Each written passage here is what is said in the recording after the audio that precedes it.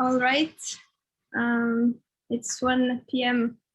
I hope everybody is here. My name is Estelle and I will be the technical host of this workshop. Just to let you know that it will be recorded. But if you should have any kind of personal questions during the QA that you don't want to be on the record, then you can let me know and I will pause it. But other than that, Theo, the stage is yours. Yes, thank you. Is everybody online? I mean, I see that I don't see many faces. You know, one of the rules online is if you don't have your camera on, then you probably are cooking or doing something else.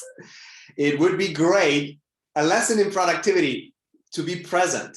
That's a very good start. So yeah, if everybody could open up their cameras, that would make it better. You know, if you are with kids and you absolutely cannot, I understand that. But if you can, that would be great. So thank you for the opportunity. The way we'll do this, I'll just introduce myself briefly. Then I will jump into the topic and we'll leave some time for Q&A and discussion. And if you have comments, as I talk and a question pops up into your mind, feel free to use the chat for that. Write down your comments, write down your questions in the chat. So then at the end of my presentation, we can go back and look at those questions and try to answer them together. So I will be sharing my screen, and 1 second, and I will start by introducing myself with my family. So I was born and raised in Romania, but I moved to Estonia, married this wonderful lady, and then we have together 2 kids. And one of them, Samuel, the older one, he has type 1 diabetes. So that's been a challenging year last year for us. You can notice on his waist, a pump, a device. That's the insulin pump that he has. But now we have learned to live with it. And really, God has sustained us through this challenging year. Last year, I say it's been the most challenging for us as a family. Had nothing to do with Corona.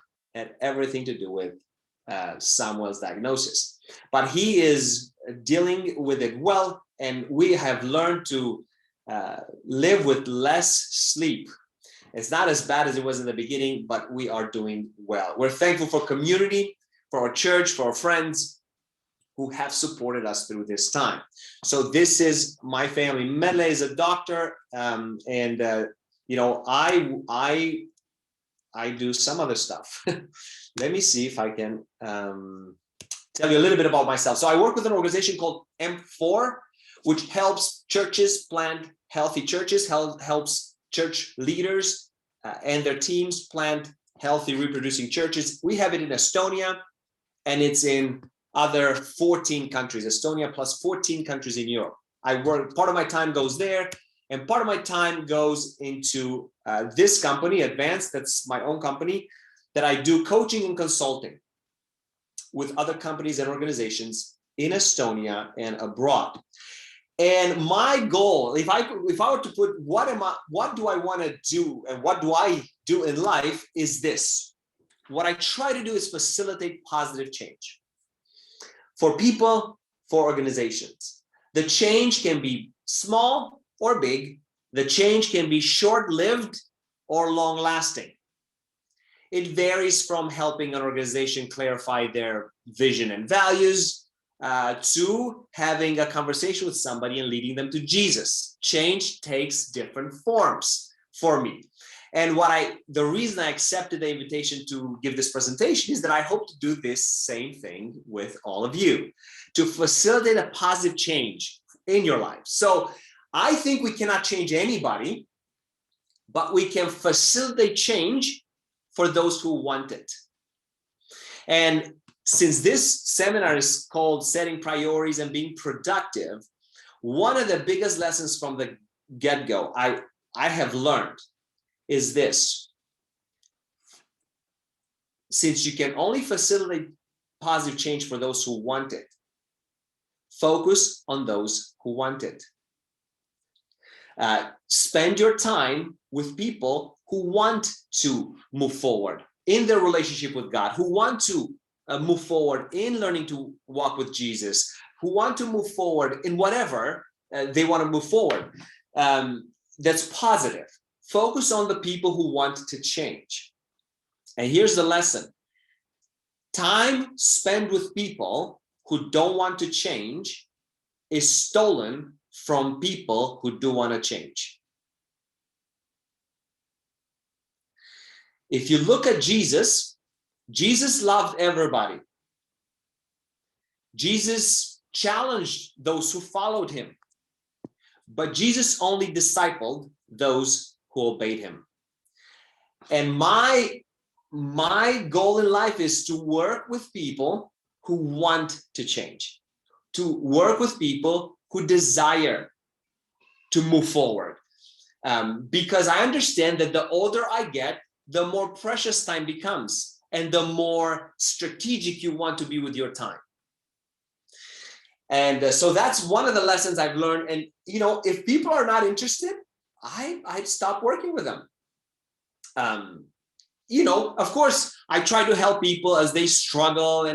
But if people don't want it, I realize that time spent with these people who don't want it and trying to convince them that they should want it is stolen from people who actually want it, and I'm not spending time with those. So focus on that. This seminar is entitled Setting Priorities, Goals, and Being More Productive. I took a little bit of a different turn with it because I believe anybody can set priorities. Anybody can set goals, but the idea of being productive really has to do with implementing the right habits into your life.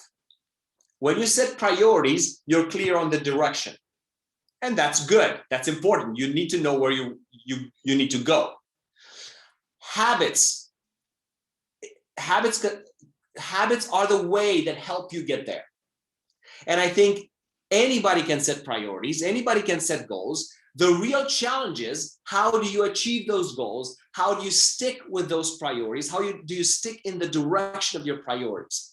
And I believe developing habits is an important thing. So the habits is the key topic that we're going to focus on.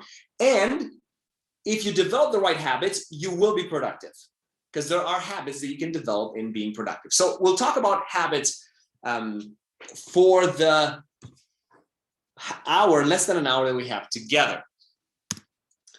You know, as I said, I work with companies and organizations here in Estonia, and I had the privilege of working with a company in the food industry.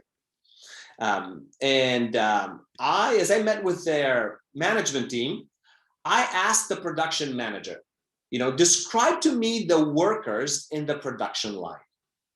And then he started saying, well, they show up every day to work. They know what's expected of them, and they deliver every time.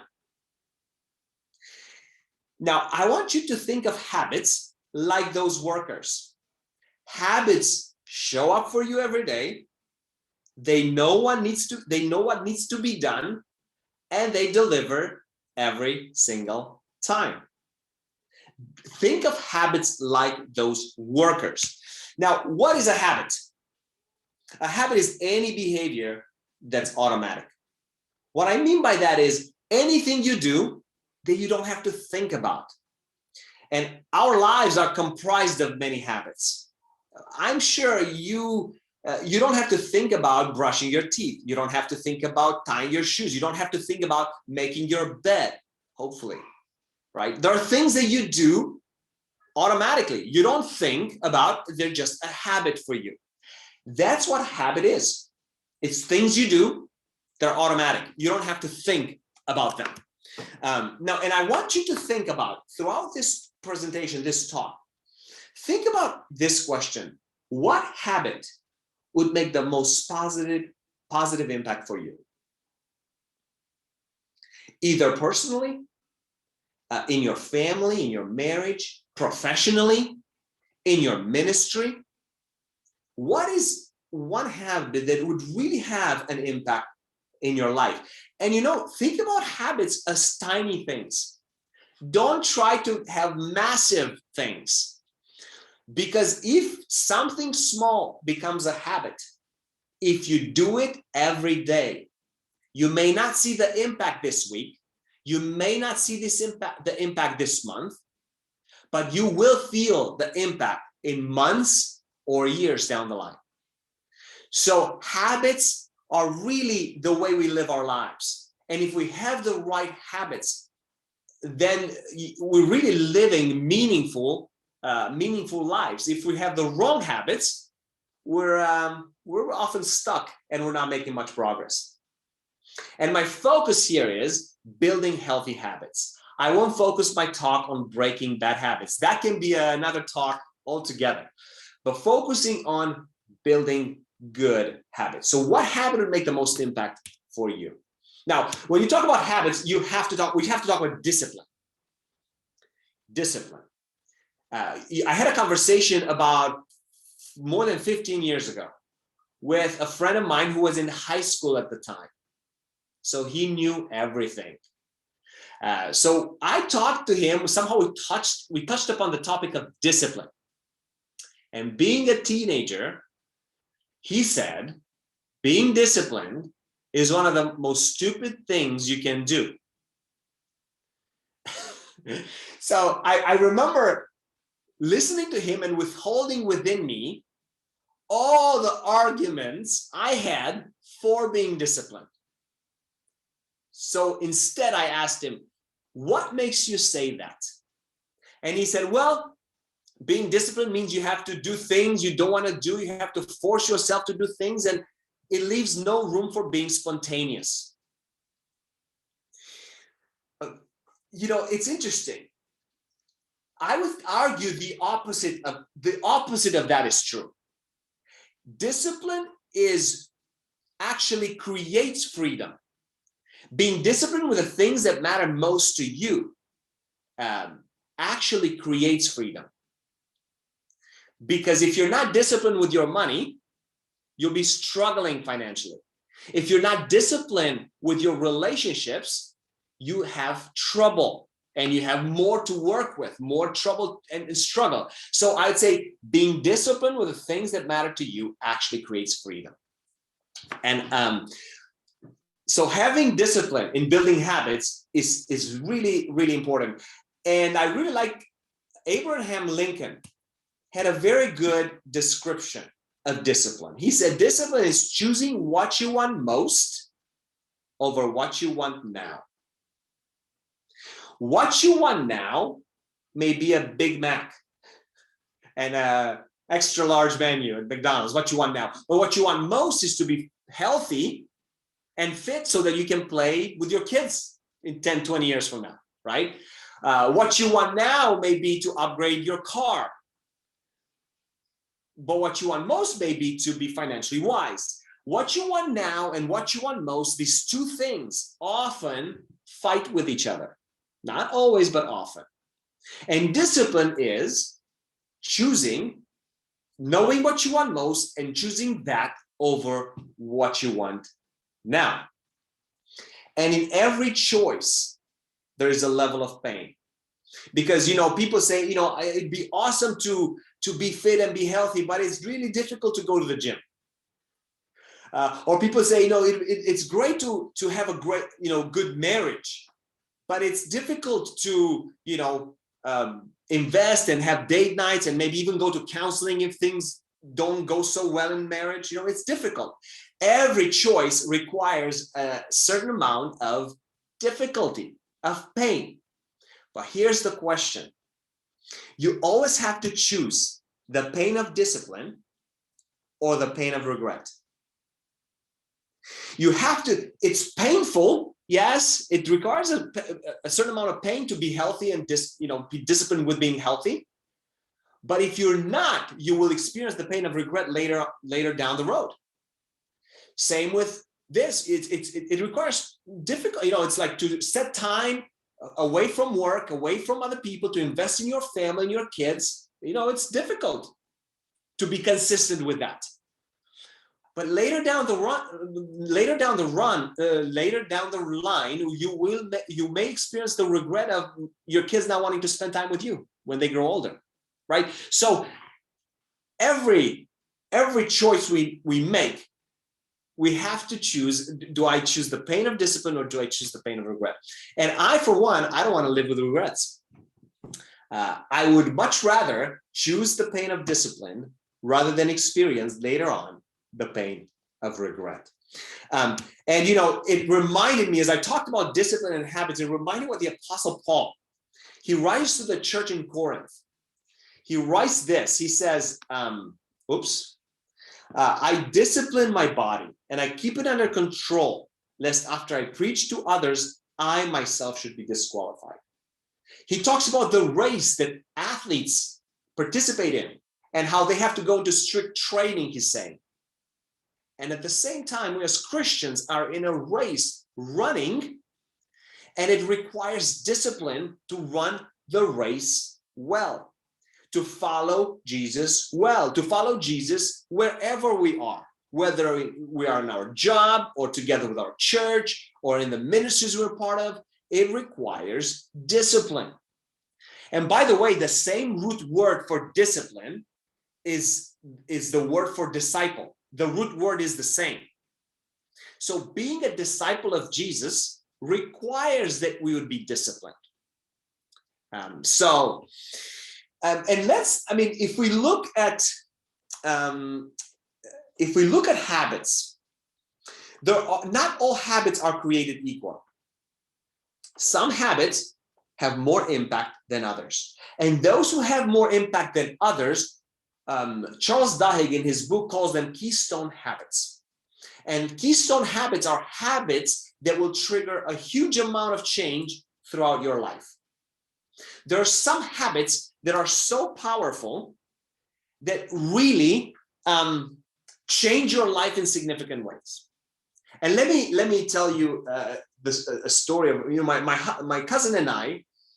This was 2009, 2008, I believe, if I remember correctly. Both he and I wanted to gain weight. He wanted to lose weight. So we both joined a gym. And soon into our workouts, we realized that we needed to change our diet in order to achieve our goals. After 2 years, the results of our disciplined exercise were staggering. I'll show you a picture of my cousin, a before and after picture. This is him in 2008, weighing 109 kilograms, and this is him in 2010, 73 kilograms. After 2 years of hard work, disciplined workout, painful, very painful at times he didn't want to go to the gym, but he did. And by the way, this is not a photoshopped picture. This is a real picture. Now, he would say his diet changed. As a result of him working out, he had to change his diet. Not only that, but his confidence grew. He said, I was able to conquer this big challenge. I felt like I could conquer anything that I would set my mind on. So his confidence grew. His energy levels increased. He was able to have much more energy for his family, for his boy. And his focus got better. His diet changed, his confidence grew, his energy level rose, and his focus, so his focus got better. He was able to focus much better on the things that he was doing. That's such a clear example of a keystone habit. You start a habit and all of a sudden you start seeing results in different areas of your life. And exercise is one such example. Now, for me, reading has been a keystone habit. I made reading as a habit, as a daily habit. And, I noticed every time I would read a book on relationships, I got tips and ideas on how to improve the relationships around me, the relationships with the close ones, my family, my wife, as well as the relationships with those around me. So I got ideas on how to do that better, implementing those tips. Whenever I would read a book on finances, I learned how to better spend, better save, and invest the money I made, right? It gave me ideas. Whenever I would read a book on body language, I became much more aware of my own body language, as well as of those around me. So regardless of the topic, whenever I would read a book on discipleship, I learned how can I be a better follower of Jesus in this, in the context I'm in, right? So reading has been a keystone habit. Reading has ignited a change throughout my life in different areas of my life, right? So if we think of Jesus, what are some habits that he had? I would just mention a few. It says in Luke that Jesus often withdrew in lonely places and prayed. Notice the word often. That's a key characteristic for a habit. A habit is not something that you do when you remember or, every once in a while. A habit is something you do consistently. A habit is something you do often. And Jesus often prayed, often spent time connecting with his Father. And I would say if he did that, much more we need that, who are not God and are far from being perfect. Something else that he had as a habit, Luke says he went to Nazareth, where he grew up, he'd been brought up, and on the Sabbath day, he went on into the synagogue, as was his custom, or another word for custom is as was his habit. He stood up, and the scroll of the prophet Isaiah was handed to him, and he started reading it, right? His habit was to be in the synagogue, to be with the people of God, to gather regularly with the people of God, okay? Last series of habits I want to talk about that we see, the early church. The early church in Acts 2, Luke tells us that the early Christians devoted themselves to the apostles' teaching, to fellowship, to the breaking of bread, and to prayer. They wanted to be in the Word of God. Apostles' teaching, often the apostle teaching became the Word of God, right, for us. To relationships, that was important for them. Breaking of bread, reminding each other of the gospel, of the core message of Christianity, and to prayer, again, connecting with God, right? So those were things that they committed themselves to. And the idea there is that they did these things regularly, okay? So you see, there are things you can do, habits you can do, whether it has to, everything is spiritual, I believe. So if you take care of your body, Paul says, is the temple of the Holy Spirit, right? Not only that, but it gives you ability, like it gave my cousin, to be more focused on the things that matter, to have more energy for the things that matter. So all these things are useful. Here's the question. I come back to it in maybe a bit of a different format. What is the keystone habit that could have a significant impact in your life?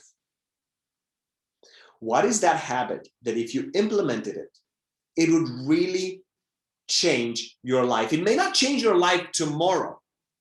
It may not change your life in a week or a month, but if you do it regularly, if you do it consistently, it can really change your life long term. Our focus on habits should not be on the immediate results. It should be on the long term. So patience is important in this. You do it because you know that this is the right thing to do. This is important for you because long term, it will pay good dividends, right? So think about that. Maybe by now you may get some ideas. I've mentioned a few habits. We've looked at the life of Jesus. We looked at the life of the early church in regards to the things that they did consistently. Now, I want to talk about the book. I want to talk about two studies that are relevant when we talk about habits. This is written by Atul Gawande, who is a professor at Harvard and a surgeon. And he realized that every year in the United States, 150,000 Americans died during surgery. And more than half of those deaths were due to preventable human errors. Errors like failing to confirm that there's enough blood on hand before surgery, or failing to wash their hands, or failing to check if the right patient is on the table. I mean, this sounds strange, but those were errors that were done out of negligence, not out of incompetence. It was negligence. So Atul Gawande said, this is unacceptable. We cannot have so many deaths that can be preventable.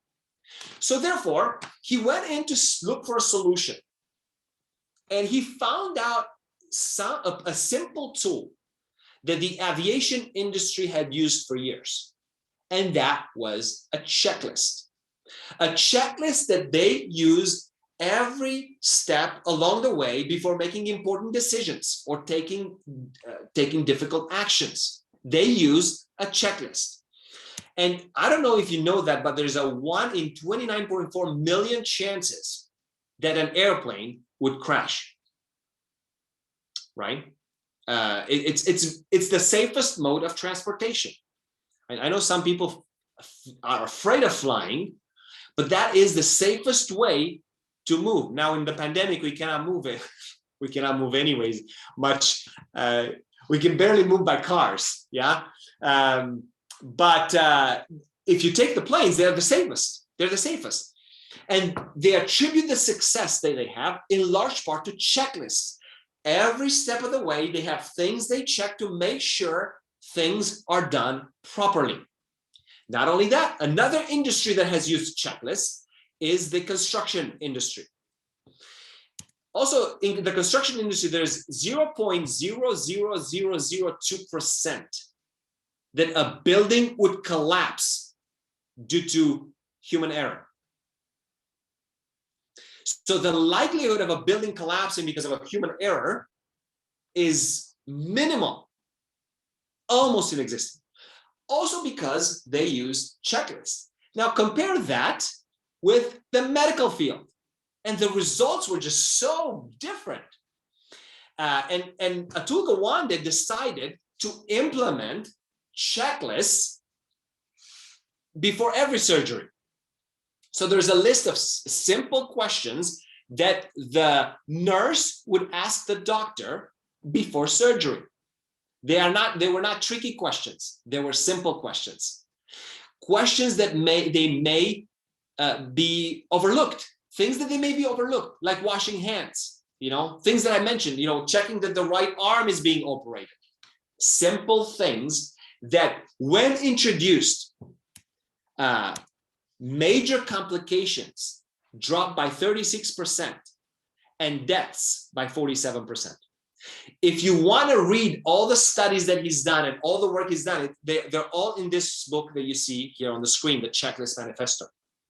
This made him such a big advocate for checklists in the medical field, right? So this is really important. Now you may ask, so what does that have to do with habits? Well, hey, just wait for a minute. I'll mention another study, and then I'll connect the dots for you. The second study was written by Marshall Goldsmith, who is an executive coach, the world's leading executive coach, and he wrote a study called Leadership is a Contact Sport. And in it, he talked about how 86,000 leaders were part of this study. And if you know about statistics and studies, you know that this is a huge sample. A lot of studies have as a sample like, hundreds of people and maybe a few thousands of people, but so many people part of the study is quite unique. So 86,000 leaders part of this study. All these people got 11,000 of these people got 360-degree feedback.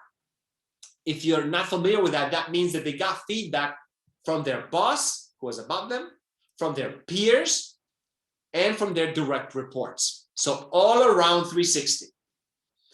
They got feedback from them. And then based on that feedback, they decided on one leadership behavior they needed to work on. They needed to get better on. Everybody had to choose. All these 11,000 managers, they got feedback from all the other thousands of people above them, next to them, and reporting to them. The key finding, and also one other thing, they had to also follow up. They had to follow up with those people. So those leaders who wanted to improve in a specific, let's say somebody wanted to get better at collaborating more effectively. Somebody else wanted to get better at communicating better with others, right? Whatever the leadership behavior was, they all had one. And then they had to follow up with their boss, with their peers, with their direct reports, getting ideas of how to improve in their leadership behavior that they chose, right? So many got 11,000, more than 11,000 were involved in this. All the other thousands of people giving feedback to these leaders. Here's the finding. The key finding from this study was this. The key factor in long-lasting change in leadership behavior was follow-up. The people who followed up regularly got better. The people who didn't follow up at all didn't improve at all. They went to everybody went to these training programs. Those who did no follow-up in the months that followed the training didn't improve at all. The more follow-up somebody did, the better they got, right? So checklists and follow-up. Checklists are important. Follow-up is important. Now, Marshall took these two ideas and combined them into how to help people develop habits. And this is a tool I have been using for years now. And it's been so effective in helping me make progress in the areas that matter to me.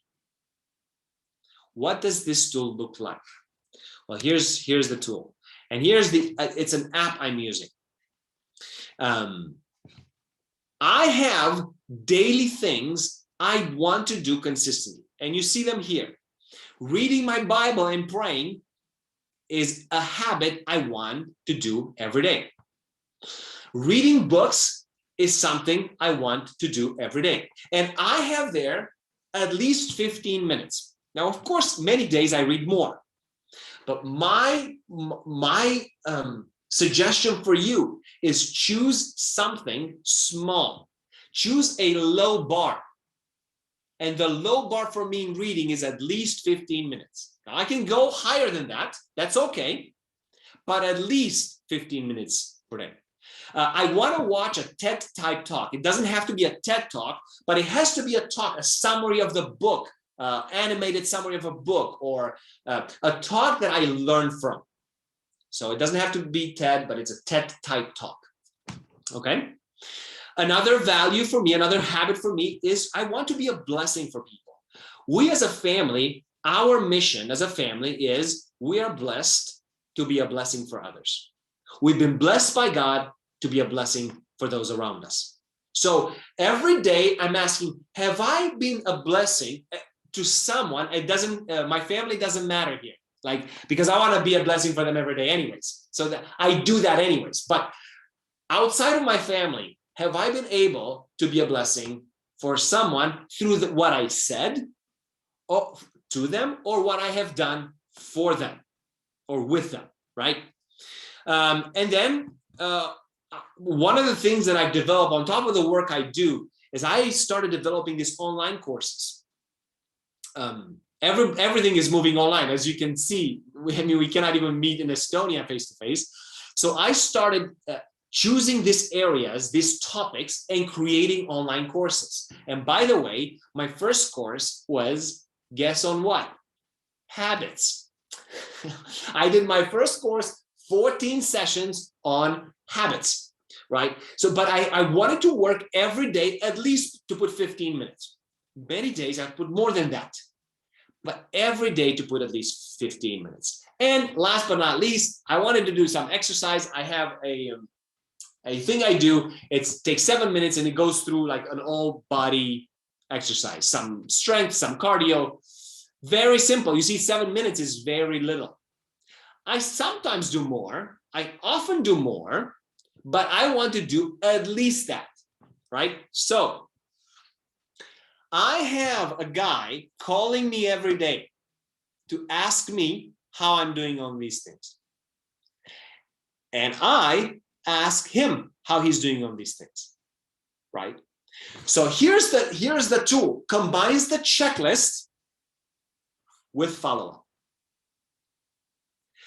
The checklist you see in front of you, and by the way, the app is called Habit Share. If you want to look it up and download it and use it, go ahead. It's free, both on Android and on iOS.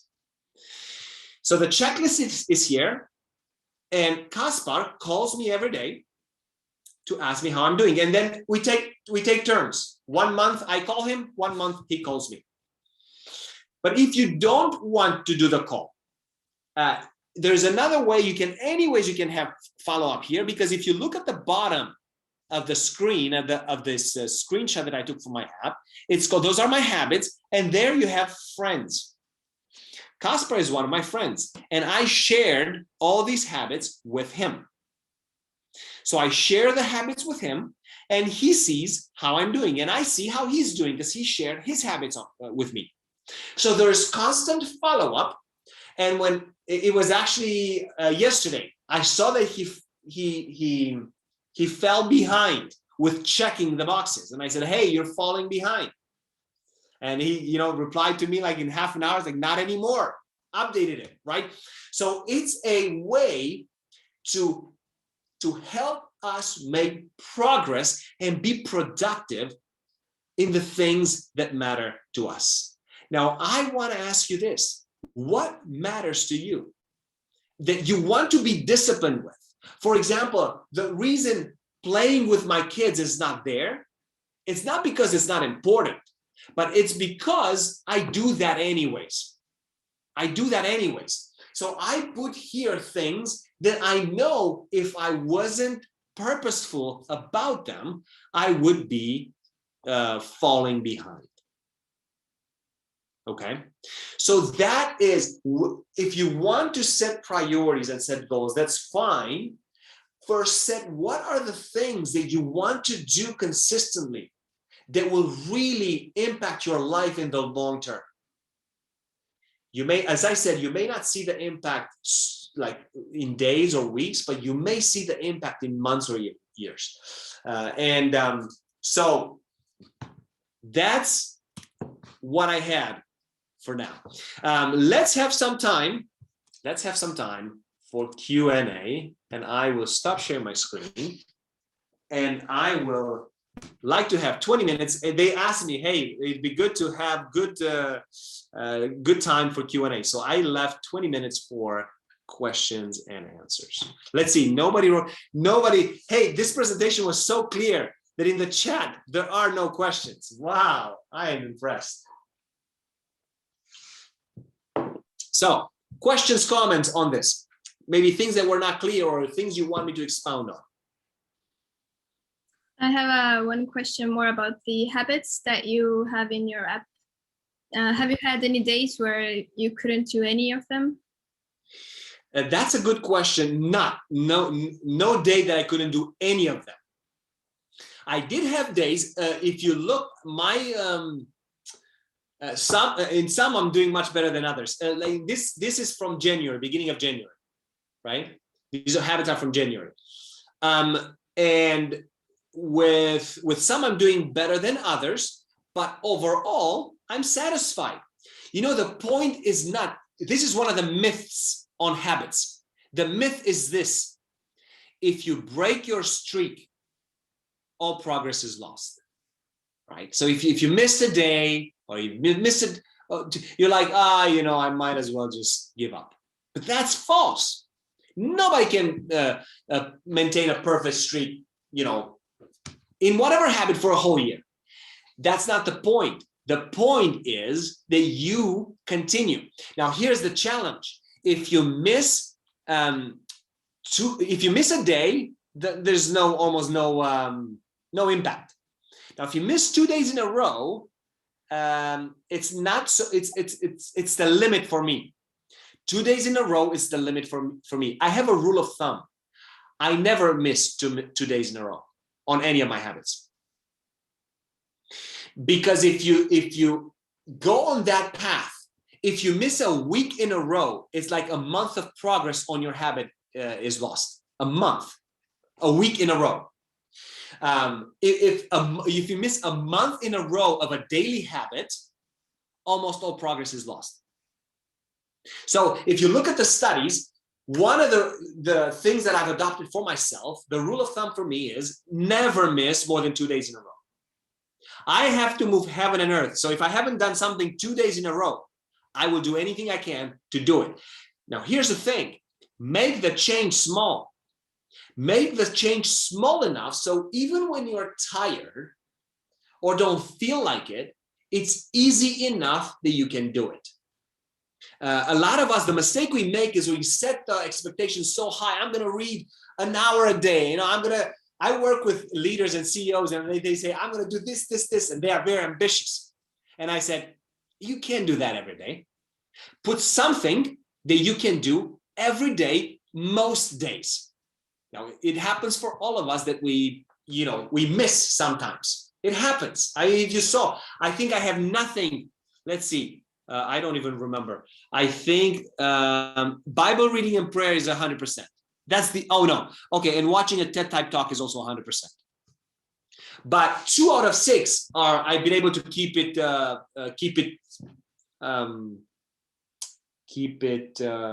without interruption. 2 out of 6, right? So, and it's only 2 months. I don't know. I'm pretty sure I'm going to miss by the end of the year some, right? But that's not the point. The point is, am I making progress towards the things that matter most to me? And I need help. So I need follow-up. I need somebody in my life who is able to check in with me and make sure that I am on track. And I think everybody needs help. And that's okay. I remember, I mentioned Marshall Goldsmith, and I had the privilege of being trained by him and being with him. And he often says, I am Marshall Goldsmith. I'm the world's #1 executive coach. I need somebody to call me every day to ask me these questions. I need help, and that's okay. All of us need help, and that's okay.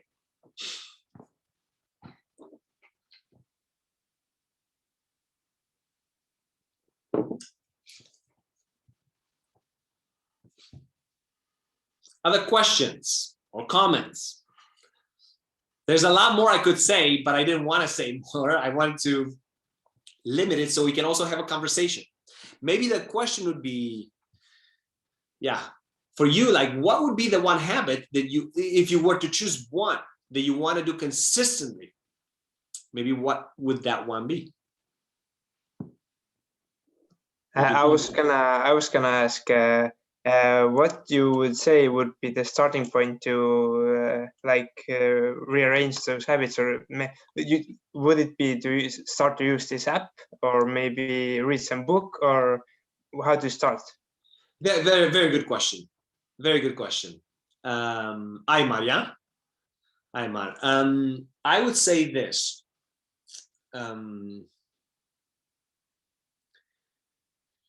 Identify identify first one.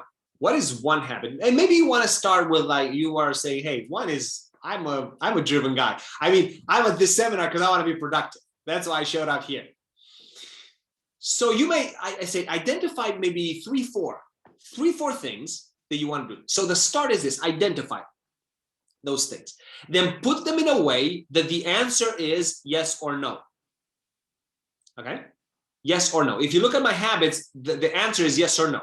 So TED Type Talk, have you watched at least one? The minimum is one.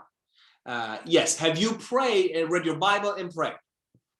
And I have a plan that I follow. Sometimes I don't, I use the new YouVersion plan. Anyways, so the idea is identify the habits, make them yes or no. Did I do them? Did I not do them? Make the change small. That's what I would say. For each one of them, make it small. When it comes to reading, if you're not used to reading, say, I want to read every day for 5 minutes. Make it that small. I mean, every day you can find 5 minutes to read. And here's why I say make it small. Because in the beginning, when you're adopting a behavior, the most important thing is consistency, not intensity. Consistency is what will help you build the habit. Now, you won't see massive results with 5 minutes of reading every day.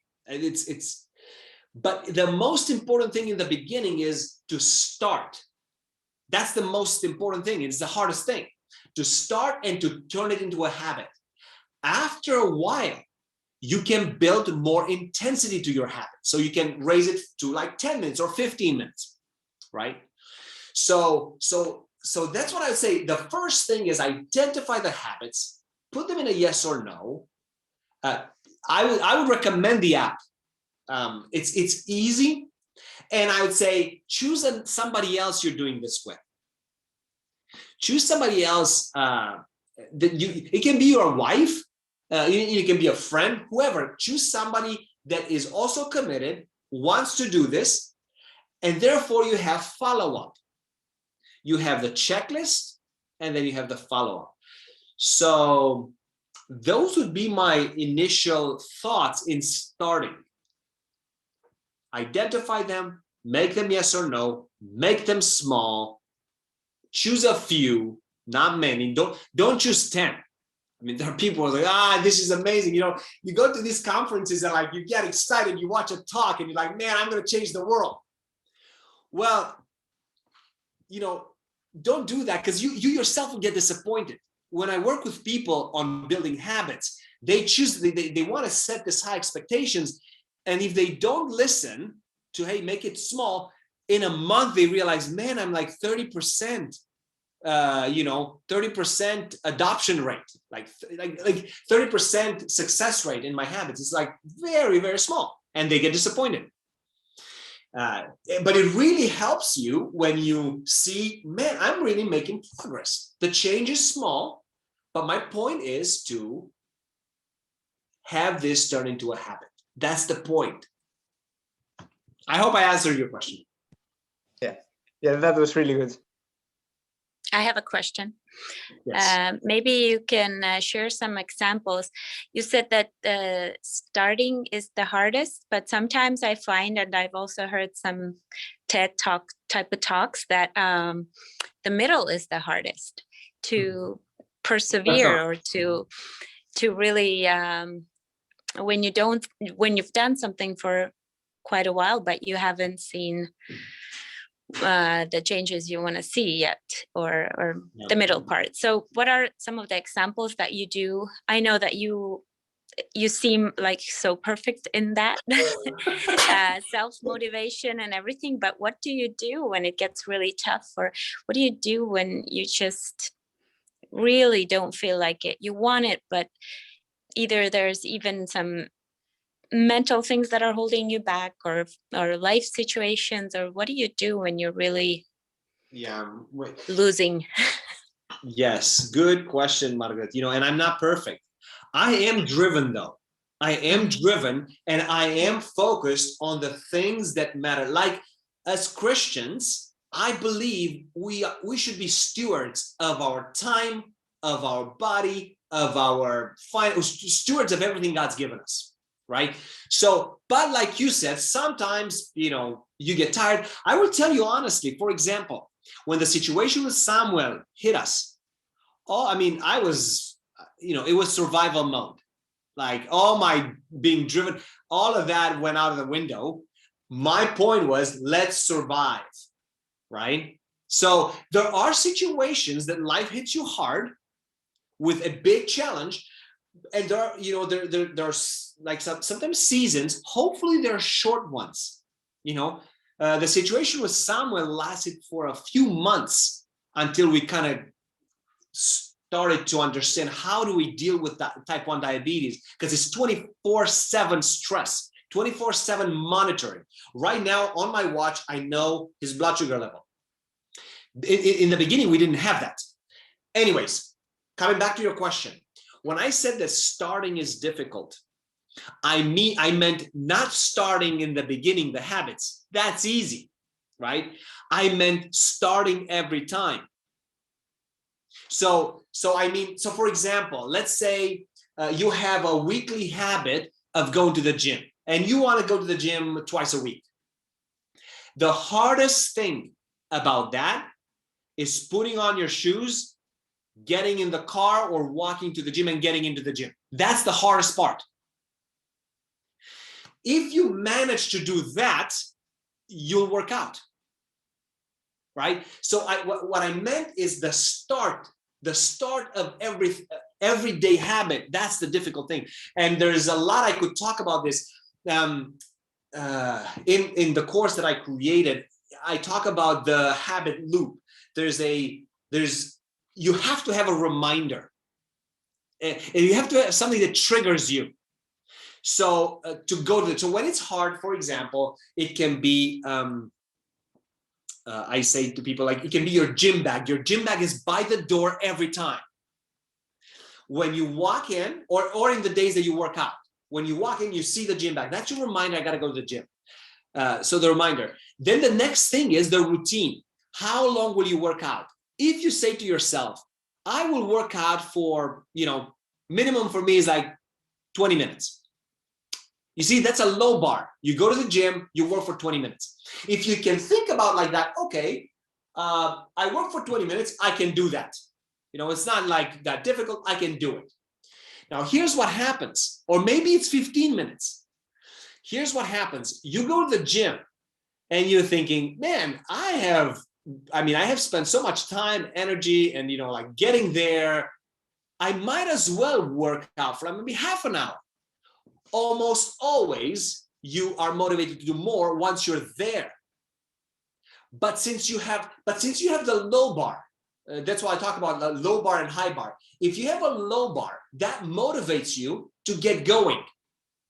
The high bar keeps you reaching out for even more results, right? So those two are important, having a low bar and a high bar. I say the low bar is the minimum work you'll do for your habit. Like in our situation is like 15-minute workout. The high bar is what the work you'll do on an ideal day. When you feel pumped, you feel motivated, and you want to change the world, right? So, I would say having a reminder and having a low bar helps you make progress even on days where, let's say, your willpower is low. Your energy level is low, or your desire is low. Yeah. Another thing I think, Margaret, that will help with certain habits is if you do them with other people. I mentioned the story of my cousin. Depending on the habit, right? Working out at the gym is and working out regularly can be, the gyms are full in January and February.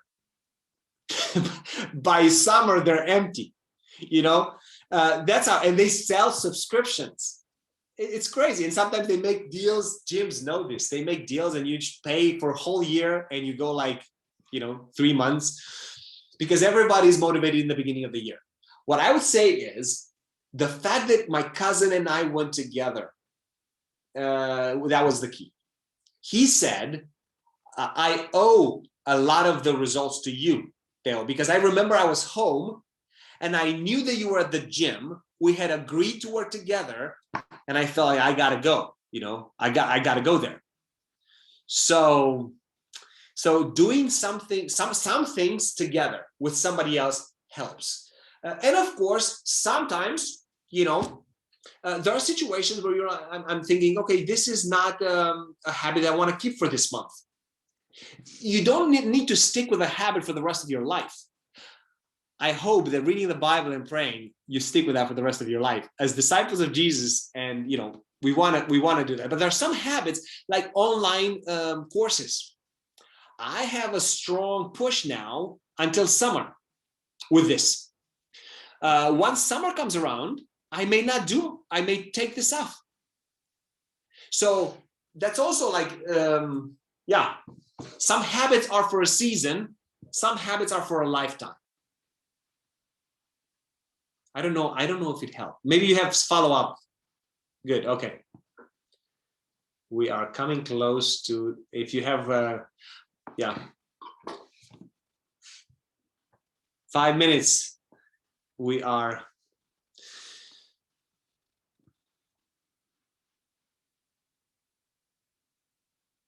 Good questions. Good questions.